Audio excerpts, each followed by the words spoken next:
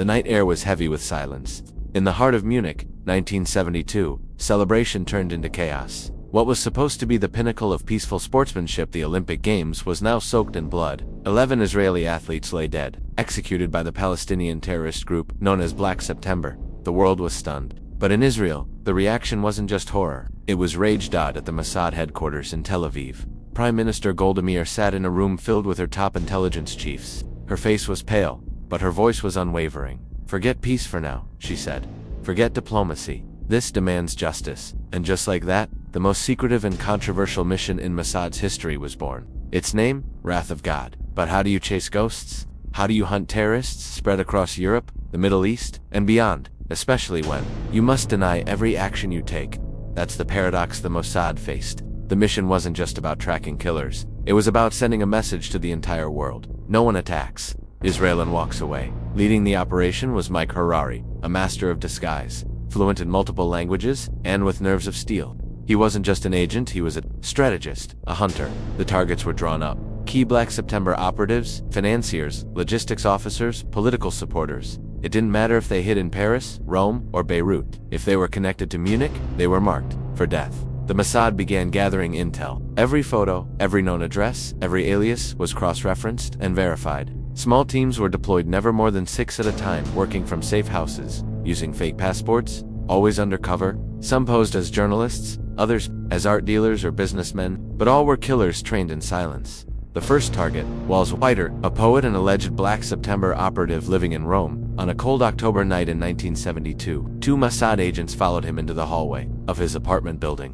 They asked him his name to countermand, then shot him 12 times in the chest. No warning, no hesitation. The operation had begun. Internationally, the murder sent shockwaves. Zwider was known in intellectual circles. Some insisted he was innocent. Others claimed he was the mastermind behind logistics for Black September. But for the Mossad, doubt was irrelevant. Better to silence a potential threat than let another Munich happen. Next was Mahmoud Hamshari, posing as a journalist in Paris. Mossad agents planted a bomb in his telephone. When he answered it, the device detonated, blowing apart his legs. He died weeks later.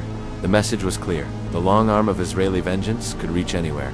These were not just killings, they were performances. Each hit was carefully choreographed to avoid civilian casualties, to maintain deniability, and to strike fear into the hearts of Israel's enemies. But with every assassination, something else began to surface: a moral cost. Some Mossad agents began questioning the ethics of the mission. They had sworn to protect their people, yes, but this executing targets without trials, sometimes based on intelligence that wasn't fully confirmed. Was this still justice, or just revenge? Yet the operation pressed on. Mohammed Boudi, key planner, was blown up in Paris by a pressure bomb placed under his car seat. Basil Al-Kabaisi, a law professor, allegedly tied to weapon procurement, was gunned down while walking home in Beirut. In each case, the Mossad left behind no fingerprints, only whispers.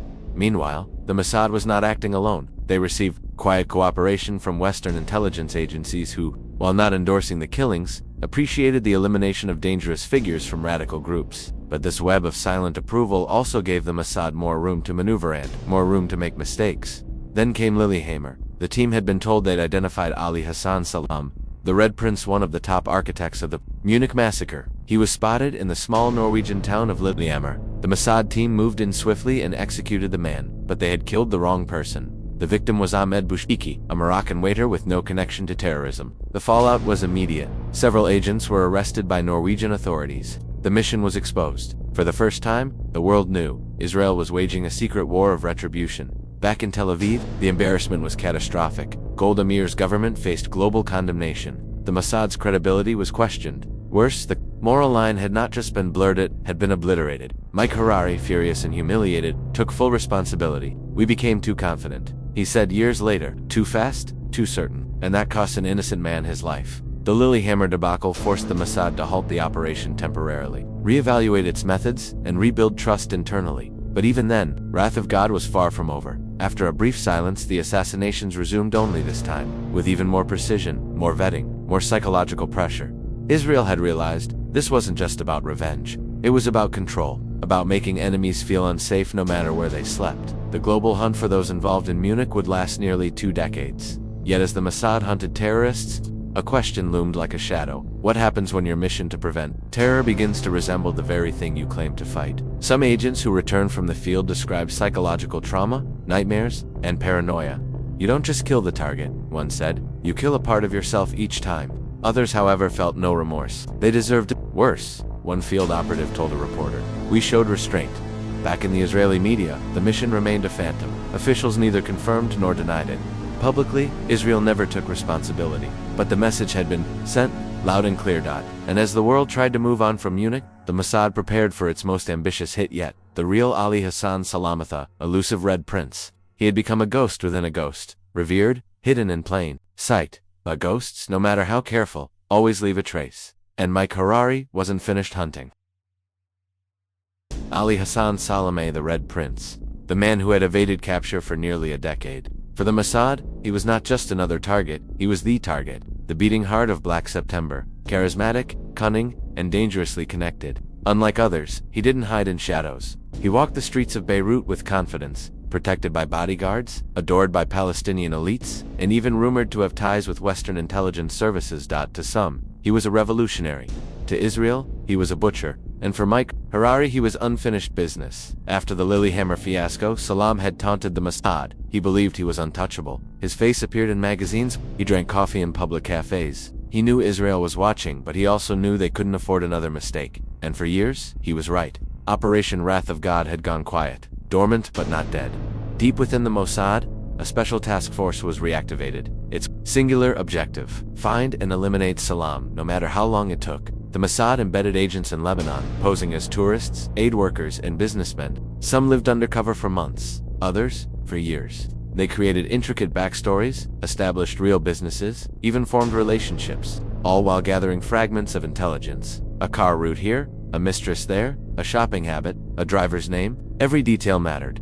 In parallel, Israeli analysts monitored, intercepted communications, followed paper trails, tracked money. Eventually, a pattern emerged. Salam was careful, but not invincible. He frequented a gym. He had a favorite bakery. He never used the same car twice in a week, but he always passed the same street near the Lebanese American University. That's where the Mossad would strike. But killing the Red Prince wasn't just about logistics. It was about psychology. Harari wanted to break him before ending him, so the Mossad let him feel the net closing. Anonymous phone calls in the night, surveillance cars seen once and never again, a contact suddenly disappearing, and then, nothing. Silence, uncertainty, paranoia. Salam grew suspicious. He switched hotels midweek. He doubled his guards. He stopped attending parties. But it was too late. The hunt was already over. All that remained was the trap. On January 22, 1979, a red Chevrolet packed with explosives was parked near one of Salameh's regular routes in Beirut. The Mossad had timed everything perfectly. As his motorcade passed, the car was remotely detonated. The blast was massive. Windows shattered for blocks. Salameh's armored vehicle was ripped apart. He was killed instantly, along with 4 of his bodyguards and several innocent bystanders. It was one of the most public Mossad operations ever executed.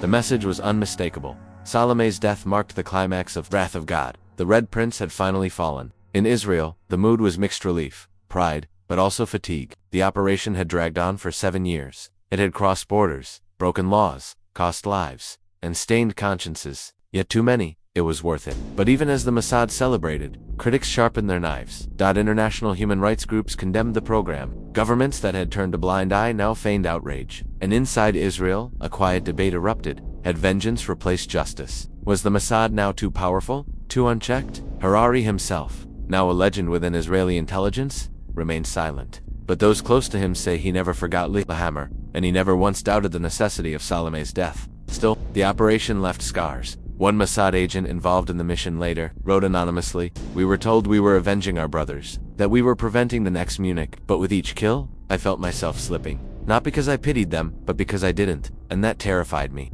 Another wrote, "We lived in a permanent state of lies. We became ghosts. And when the mission ended, we didn't know how to return." For some, Operation Wrath of God was a triumph of resolve. For others, a cautionary tale of unchecked retaliation. But the legacy didn't end with Salami. Inspired by the success and emboldened by the lack of accountability, Israel continued developing specialized assassination programs. Over time, these operations would evolve, becoming more surgical, more technological, and in many cases, more legal. But the moral gray remained. Wrath of God had redefined what it meant to be at war in the intelligence world, and its blueprint would be studied, copied, and feared by agencies around the globe. Meanwhile, Palestinian groups retaliated in their own way. New leaders rose from the ashes of the old, some more radical, some more methodical. The cycle of violence, retribution, feeding retribution continued for every Salam. A dozen more emerged, yet none would ever match his myth. None would so perfectly embody the cat-and-mouse game between terrorist and state, between hunter and hunted. But there was one aspect of the mission that remained hidden from the public for decades. During the hunt for Saddam, the Mossad had discovered that he had been in quiet contact with the CIA the same Salam they were hunting, that it turned out the CIA had established a back channel with him, in hopes of moderating more radical elements of the PLO. They believed he could be a bridge, a diplomatic lever, and they warned Mossad not to touch him. Israel ignored the warning. This revelation, which came to light years later, sent shockwaves through diplomatic circles. Had Mossad undermined an opportunity for peace?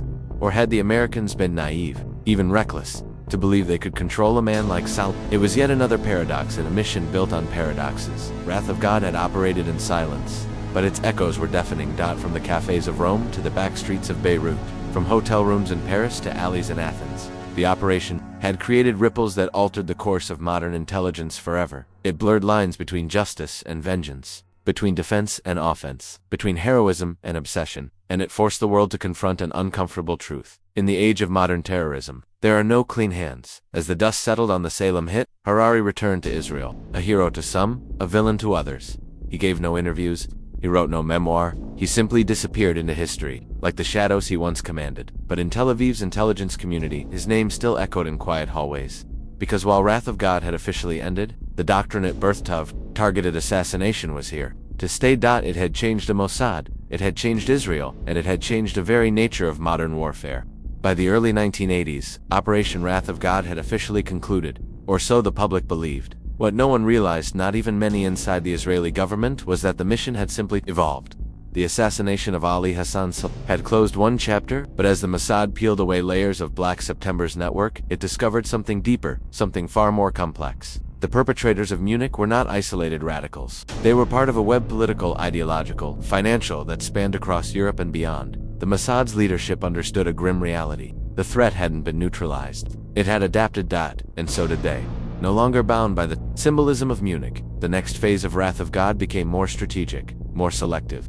A war in the shadows, fought not just with bombs and bullets, but with whispers, blackmail, psychological warfare and betrayal. In Paris, a Mossad agent embedded herself in a Palestinian cultural center, posing as an art dealer. Over the course of 2 years, she befriended local activists, donors, and writers. Her true target was a soft-spoken poet and intellectual, adored by the diaspora. He was also a key courier, funneling funds and forged documents to radical cells. One evening, he vanished on his walk home. No body was ever found. In Copenhagen, a man operating under the alias Youssef N believed he had escaped Mossad's reach. He was wrong. The agency had tracked him for months, mapping his routines, studying his habits. One winter morning, as he started his Volvo, the ignition triggered a shaped charge hidden beneath the hood. The explosion shattered windows for a block, but only one man died. A clean kill. No fingerprints. No evidence. It was as if he'd been erased from history. These were no longer retaliations for Munich. These were preemptive strike, surgical removals of threats before they could metastasize. The methods evolved to the Mossad began deploying new technologies, bugging phones, hacking embassy switchboards, intercepting mail. They recruited European nationals as assets, bartenders, cleaners, hotel concierge, people who noticed things. In one case, a hotel maid in Vienna became the sole reason a planned attack on an LL flight was stopped. She had reported a suspicious briefcase, and within hours, Mossad had identified and neutralized 2 men posing as journalists. The operation was now a machine, and like any machine, it needed operators, agents who could move across borders without hesitation, who could lie flawlessly, kill efficiently, and vanish without remorse. But there was a cost. Many of these agents began to fracture under the weight of dual identities. One man, who'd posed as an antiques dealer in Madrid for nearly 3 years, broke down after returning to Israel. He confessed that he no longer remembered which parts of his life were real. He'd started dreaming in Spanish. He'd forgotten the names of his own children. Another, a woman known only by her codename Raven, disappeared after her final mission in Zurich. Mossad never confirmed if she was killed, defected, or simply walked away. But in the files, next to her name, someone scribbled in pencil, "Ghosts don't retire." Yet even as their agents unraveled, the Mossad's success rate soared in Rome. A major financier of Black September was poisoned with thallium, slipped into his espresso at a quiet cafe. In Athens, a bomb concealed in a hollowed-out Gideon Bible eliminated a PLO communications expert hiding in a safe house. Each operation was brutal, each one deniable, and always the same message lingered in the aftermath: "We will find you."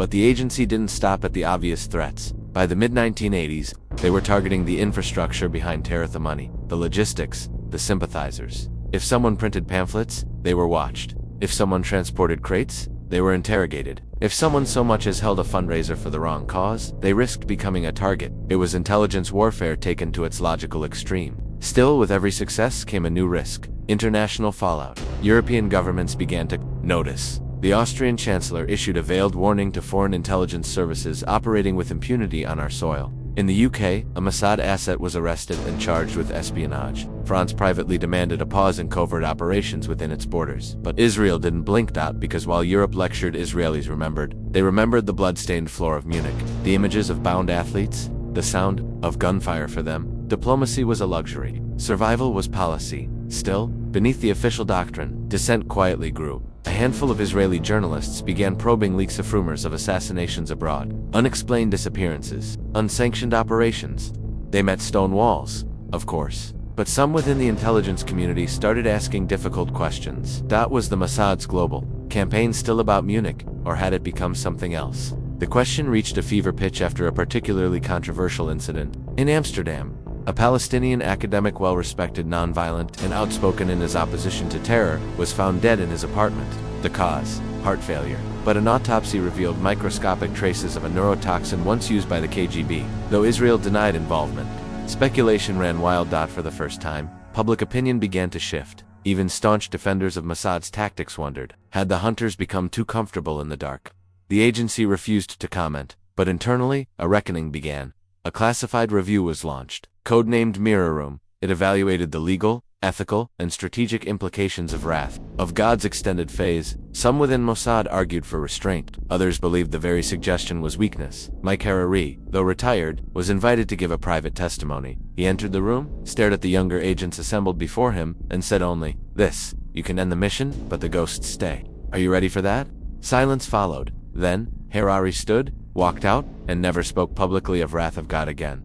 The review concluded months later. No official changes were announced, but quietly, the list of active operations was reduced. Surveillance replaced assassination. In some cases, diplomacy was tried, rarely, but notably. Still, the doctrine lived on. It morphed, rebranded under new names, absorbed into broader Israeli security policies. But the essence remained: strike first, strike precisely, leave no trail. Meanwhile, a new generation of Mossad officers entered the ranks. Many had grown up in the shadow of Wrath of God. To them, it wasn't just an operation, it was legend. One young officer reportedly asked during training, "Will we ever get to do what Harari's team did?" His handler replied, "If we do our job well, you won't have to." But some missions never truly end. Years later, in a cafe in Berlin, a man sat alone, sipping black coffee. He wore a gray wool coat, a tan scarf, and wire-rimmed glasses. He had no known address, no online presence. His name wasn't on any passport, yet the waiter swore he recognized him from a photo shown by two strangers months earlier. When asked to describe the strangers, the waiter simply said, one had a smile that didn't reach his eyes, the other didn't blink. The man in the gray coat never returned. The Mossad didn't confirm or deny anything. But for those still watching, still remembering, it was enough. The message had been sent. Again, Wrath of God may have faded from headlines, but in alleyways and archives, it lived on, coiled in silence, waiting for the next call. The air in Paris was sharp with winter cold, but it did little to chill the tension simmering beneath the surface. In a dimly lit apartment on Rue de Vaugirard, two Mossad operatives sat in silence, staring at a cluttered corkboard. Photographs, flight logs, and grainy surveillance stills of their next target tally. Hassan Salama dominated the space. The man was elusive, arrogant, and always one step ahead. He had evaded them in Athens, in Rome, even in Cyprus, but this time they were certain. He was in France, and they would not fail again. Salam wasn't just a high-ranking member of Black September, he was a symbol. He strutted through Europe with bodyguards and a sense of untouchable power, making a mockery of the invisible war Israel was fighting. The Mossad's wrath had reached half a dozen countries by now: Norway, Greece, Italy, and each success added pressure to the ones still unresolved. Salam had haunted them for years. He was the ghost they had to exorcise, but ghosts by nature were hard to kill. As Mossad's Kidden unit closed in, the rules of engagement grew blurred. They couldn't just assassinate him in a shootout like in Beirut. Europe had become a chessboard of diplomacy and surveillance, and any false move could ignite a political scandal. The team had to become what Salam feared most: invisible, unpredictable, and unrelenting. They tapped phones, watched his lovers, even bribed hotel clerks in Paris and Lyon. Every lead ended in silence, until a tip from an informant in Munich changed everything. According to the source, Salomoy was attending a secret meeting in Bonn, West Germany. The team mobilized instantly, boarding separate flights, using fake passports, and slipping into the city like vapor. Bonn wasn't ready for what was coming. In a safe house on the outskirts of the city, Mossad agents assembled the tools of their trade: silenced pistols, radio jammers, and makeup kits for last-minute disguises. Their mission wasn't just about vengeance, it was about control. Control over fear, control over justice, control over a world that had spun out of order the moment Israeli athletes were murdered in Munich. But Bonn would be different. This time, they wouldn't miss. On the day of the planned hit, clouds gathered above the city, and the atmosphere was electric.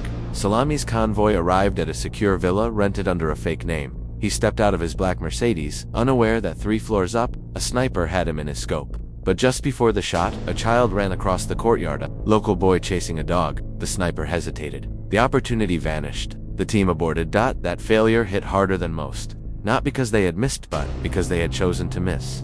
Mossad's kill teams were trained to be clinical, but in that moment, humanity had prevailed over hatred. The child had unknowingly preserved the life of a man who had helped orchestrate one of the most heinous terrorist acts in modern history. The sniper cried that night, alone, silent, unseen. Back in Tel Aviv, the frustration reached the top of command. Golda Meir had resigned, but her legacy lingered. Her successor, Yitzhak Rabin, understood the stakes but questioned the moral cost. How far could a nation go in pursuit of justice without becoming what it hunted? In Brussels, meanwhile, another chapter unfolded. A Mossad double agent had infiltrated a cell suspected of harboring Black September operatives. They operated out of a shipping warehouse near the port of Antwerp, blending weapons, smuggling with drug trafficking to fund their operations. The Israeli agent codenamed Yael had been deep undercover for nearly a year. Her intel was precise, brutal, and timely. In January 1976, Yael reported that a mid-level planner named Marwan al-Khatib was set to travel to Vienna. The Mossad sprang into action, orchestrating what appeared to be a mugging gone wrong. Al-Khatib died from a single stab wound to the liver so clean, so quick, that Austrian police ruled it a robbery. But word was spreading in the Palestinian underworld. Something was hunting them, a ghost force. Salam himself became more paranoid, moving every few nights, using decoys, surrounding himself with women and Western businessmen as human shields. But even he couldn't ignore the pattern. Old comrades were vanishing, his circle was shrinking, fear had taken root. Then came the warning from the Sadat. An Israeli operation in Sweden had backfired. A mistaken identity had led to the death of an innocent Moroccan waiter named Ahmed Bouchiki in Lillehammer, Norway. The fallout was catastrophic. Norway arrested several Mossad agents, and international scrutiny exploded. For the first time, Israel's secret war was dragged into the light. Diplomatic relationships trembled, embassies whispered, European intelligence agencies began closing in. Mossad went dark for several months. No new hits, no movements, no leaks. Some believed the operation had ended. Others believed it had simply changed form, gone deeper underground. They were wrong. It hadn't ended. It had only adapted. Now, the strategy shifted. Targets would be neutralized not only through assassination, but also through sabotage, disinformation, and psychological warfare. Mossad began spreading false rumors about key operatives being informants. The paranoia this created inside Black September was devastating. Some leaders began executing their own men, thinking they had turned. Others disappeared into hiding, unable to trust even their closest allies. Meanwhile, Salam made a fatal mistake. He returned to Beirut in 1978, thinking his visibility would protect him. He had become a celebrity among Palestinian militants, flaunting wealth, charm, and power. He believed Mossad wouldn't dare strike in such a high-profile city under Syrian and PLO protection. He was wrong. Tel Aviv approved the operation. Would be Mossad's most delicate and explosive mission yet. The plan was intricate. Infiltrate Beirut with a fake NGO team under the guise of humanitarian aid, rent a house across from Salameh's usual jogging route, plant explosives in a parked car nearby, watch, wait, execute. The operation took 6 weeks to prepare. Every wire, every escape route, every alibi was rehearsed until perfection. The team worked in silence, knowing this could be their last mission. One slip, one wrong look, and they'd vanish into a Syrian prison or worse. On January 22, 1979, the moment arrived. Salameh exited his building at 3:35 p.m., jogging in his usual red tracksuit. As he passed the parked car, the operatives watched through binoculars. One pressed the trigger. The explosion shattered every window on the street. Salami was thrown several meters, landing in a mangled heap. The blast had been designed to kill only him. No collateral damage, no civilians harmed, just justice. Precise and cold. The operation was a success. But as the Mossad team exfiltrated Beirut under the cover of night, no one celebrated. No high fivs, no joy. Just silence. Because vengeance, even when justified, is never clean. and the shadows of the mission would follow them for years.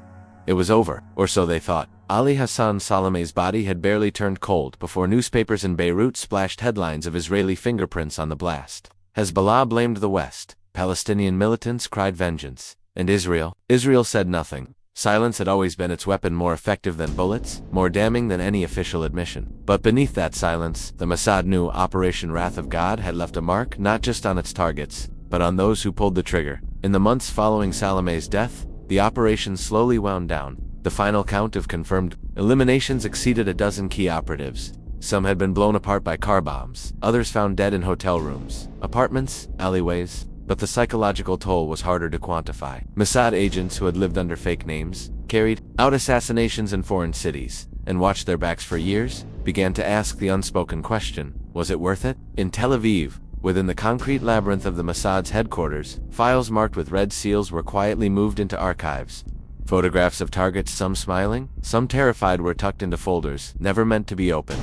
Again, a generation of field agents retired early, unable to sleep without hearing the echoes of silenced gunshots or the ticking of car bombs. Their sacrifices were never made public, their names never celebrated, their burdens never truly released. One former operative described it best in a single sentence: "We won, but I don't know what we became to win."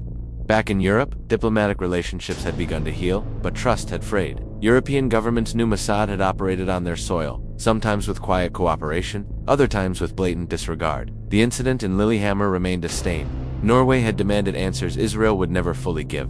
And yet, behind closed doors, intelligence agencies quietly acknowledged an uncomfortable truth. Mossad had succeeded where they had failed. They had struck fear into the hearts of terrorists. They had made it clear that no matter where you ran, Israel would find you. But what few realized at the time was that Operation Wrath of God had laid the groundwork for a new kind of war one fought in the shadows, across continents, with no declaration and no accountability. A war that would become the blueprint for counterterrorism in the decades to come. Years later, in the aftermath of 9/11s, CIA officials privately consulted with Israeli intelligence veterans. They wanted to understand how Mossad had conducted an operation of such scope, such precision, for so long. The Americans weren't looking for ethics, they were looking for effectiveness. And in those briefings, one phrase kept resurfacing: ruthless necessity. But what does that really mean? To be ruthlessly necessary is to believe your enemy forfeited their humanity first. It's to believe that justice without rules is the only justice that works, and it's to bury your own morality so deep beneath layers of duty and grief that you forget where you left it. In 2005, a rare and anonymous interview with a Mossad handler who'd been involved in the operation resurfaced in a German documentary. He didn't speak of pride, he didn't speak of regret, he spoke of silence. When you live your life in the shadows, he said, your victories become ghosts. No one claps, no one thanks you, and sometimes you forget who you were before. The darkness? The interviewer asked him if he would do it again. He paused for a long time before replying, yes, but I would pray harder for my soul this time. What Operation Wrath of God ultimately achieved wasn't just revenge, transformation. Mossad evolved from a small post-war intelligence agency into one of the most feared, respected, and mythologized forces in the world. The operation rewrote its doctrine. It embraced infiltration, assassination, deception, and manipulation as standard tools, not exceptions. And the world took notice. From Russia's FSB to Iran's IRGC, from the CIA's drone strikes to MI6's covert programs in the Middle East, the legacy of Wrath of God rippled outward. Targeted killings became normalized. Secrecy became sacred. Collateral morality was buried under national security. Perhaps the most chilling legacy was the normalization of extrajudicial action. Israel had shown the world that, in the right circumstances, revenge could be dressed as justice, and justice as deterrence. Who could argue when Munich's blood had still not dried? Inside Israel, the public never fully knew the details. They didn't need to. The narrative was simple. The state protects its own. The deeper truths, the ones written in panic, in isolation, in moral compromise, remained hidden. That secrecy was by design. But time, as always, wears away the armor. In 2010, a leaked dossier from an old Mossad archive suggested that one of the final hits, long attributed to suicide in a German hotel room, had actually been a staged hanging. The operative in charge had struggled with guilt for years, eventually walking into the sea in Haifa and never returning. The dossier didn't mention names, only code words. But the implication was clear. The cost of the operation wasn't only measured in enemy bodies, it was also paid in fractured minds. There were internal debates, whispers in high-level meetings about whether the success of Wrath of God had come at the expense of Israel's soul. Some argued that the mission's brutality had set a precedent the country could never undo. Others claimed it was a necessary baptism by fire, a trial that proved Israel's resolve in a world determined to erase it. Still, questions lingered. Did all the targets truly deserve death? Were any mistakes made that were quietly buried? Could an innocent man or woman have died in the crossfire of vengeance? In Paris, a journalist once tried to piece together a full timeline of the operation. He disappeared weeks later in an unrelated car accident, or so the official report said. In Rome, an Italian intelligence officer came forward with evidence that Mossad had bribed local police during an assassination attempt in 1978.